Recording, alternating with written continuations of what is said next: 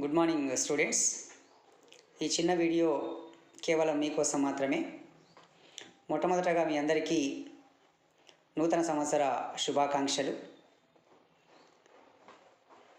కొత్త సంవత్సరంలో అనేకమైనటువంటి కొత్త నిర్ణయాలు తీసుకోవాలని, కొత్తగా జీవించాలని, గొప్పగా ఫలితాలు తీసుకురావాలని, ఎవరికి ఇష్టమైన రంగాల్లో వారు గొప్పగా ఎదగాలని రకరకాల నిర్ణయాలు తీసుకోవడం మనందరికీ అలవాటు. డిసెంబర్ 31 రోజు చాలా సరదాగా మనకిష్టమైన రీతిలో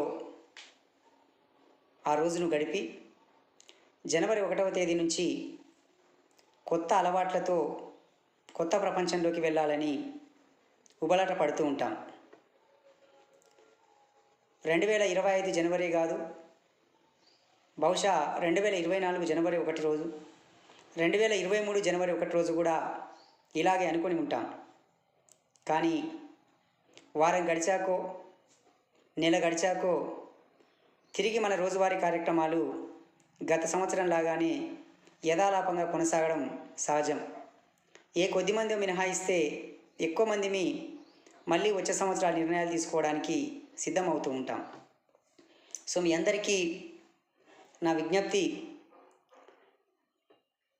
గత సంవత్సరం ఏ నిర్ణయాలు తీసుకున్నారో, ఏ మేరకు అమలుపరిచారో తెలియదు, కానీ 2025 జనవరి 1వ తేదీ రోజు ఖచ్చితంగా కొన్ని నిర్ణయాలు తీసుకుందాం.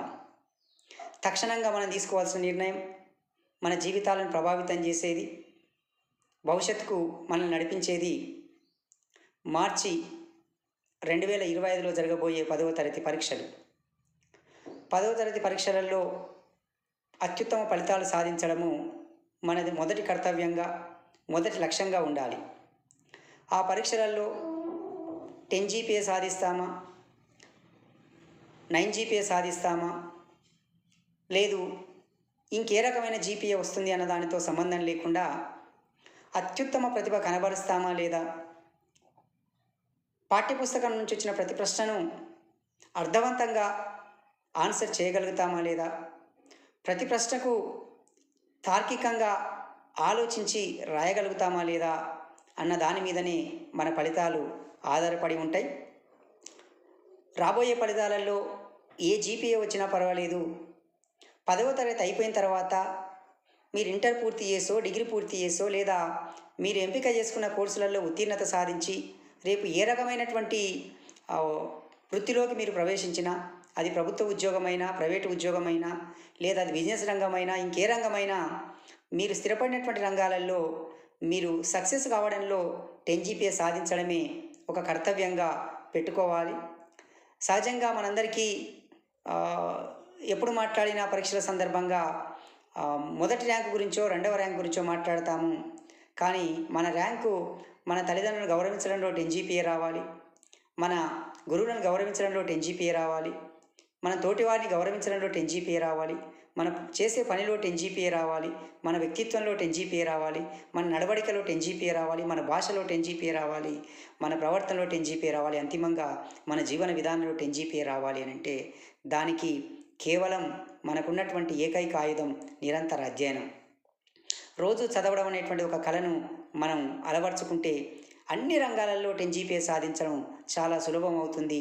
మనం ఎట్లయితే రోజువారీగా మన దినచర్యలో అనేక పనులు చేయడానికి తప్పక సమయం కేటాయిస్తామో, అది మన కాలకృత్యాలు కావచ్చు, అది మన భోజనం కావచ్చు, అది మన నిద్ర కావచ్చు, అది మన కాలక్షేపం కావచ్చు, అది ఇంకే రకమైనటువంటి అలవాటైనా కావచ్చు, వీటన్నిటికీ తప్పకుండా ప్రతిరోజు ఎట్లయితే సమయం కేటాయిస్తామో మన పాఠ్యపుస్తకాలు చదవడానికి, మన పాఠ్యపుస్తకాలతో పాటు మన జీవితాలను మలిచే పుస్తకాలు ఏవైతే ఉన్నావో వాటిని చదవడానికి ప్రతిరోజు అరగంట సమయం ఇక నుంచి కేటాయిస్తాము అనేటువంటి ఒక ప్రతిన బూనడం నూతన సంవత్సరంలో మనం తీసుకునేటువంటి నిర్ణయాలలో అతి ముఖ్యమైన నిర్ణయం అయి ఉంటే ఖచ్చితంగా ఈ నూతన సంవత్సరము కొత్త ఆలోచనలకు, కొత్త మార్గాలకు, కొత్త ఫలితాలకు డెఫినెట్గా నాంది అవుతుంది అనేటువంటి విశ్వాసాన్ని నేను మీకు తెలియజేస్తూ, జనవరి 1వ తేదీ నుంచి ఒక యుద్ధ ప్రాతిపదికన రాబోయేటువంటి పరీక్షలకు సంసిద్ధమవుతూనే మన దినచర్యలో ఖచ్చితంగా మార్పులు చేసుకోవాలి.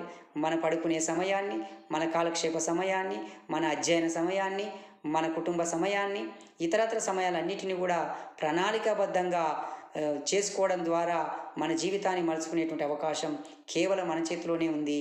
అందుకోసం ప్రతి విద్యార్థి ఈ నూతన సంవత్సరంలో ఖచ్చితంగా పరిమిత సంఖ్యలో నిర్ణయాలు తీసుకోండి, పరిమిత సంఖ్యలో తీర్మానాలు ఏర్పరచుకోండి, పరిమిత సంఖ్యలో వాటి సహకారం కోసం సిన్సియర్గా మీరు ఏ నిర్ణయం అయితే తీసుకున్నారో, ఏ తీర్మానాన్ని అయితే మీకు మీరు ప్రవేశపెట్టుకున్నారో, లేదా ఏ కొత్త లక్ష్యాన్ని, కొత్త టార్గెట్ని అయితే మీరు ఏర్పరచుకున్నారో, ఆ లక్ష్య సాధన కోసం, ఆ టార్గెట్ కోసం ఎన్ని అవరోధాలు ఎదురైనా, ఎన్ని అవమానాలు వచ్చినా, ఎంతమంది మనల్ని నిరాశపరిచినా, ఆ నిరాశపరిచే వాళ్ళు మన చుట్టూ ఉన్న, మన కుటుంబంలో ఉన్న, మన పాఠశాలలో ఉన్న, మన పరిసర ప్రాంతాల్లో ఉన్న అవేవి మన చెవికి ఎక్కకుండా లక్ష్యం వైపుకు వెళ్ళేటువంటి ప్రయాణంలో ఎన్ని అవరోధాలు ఎదురైనా లక్ష్య సాధనే మార్గంగా ముందుకెళ్ళగలిగితే 2025 జనవరి 1 మనం తీసుకునేటువంటి నూతన లక్ష్యానికి ఒక రాజమార్గంగా ఉంటుంది అనేటువంటి విషయాన్ని మీ అందరితో తెలియజేస్తూ, నూతన సంవత్సర శుభాకాంక్షలతో మీరు ఏ లక్ష్యాలనైతే ఏర్పాటు చేసుకున్నారో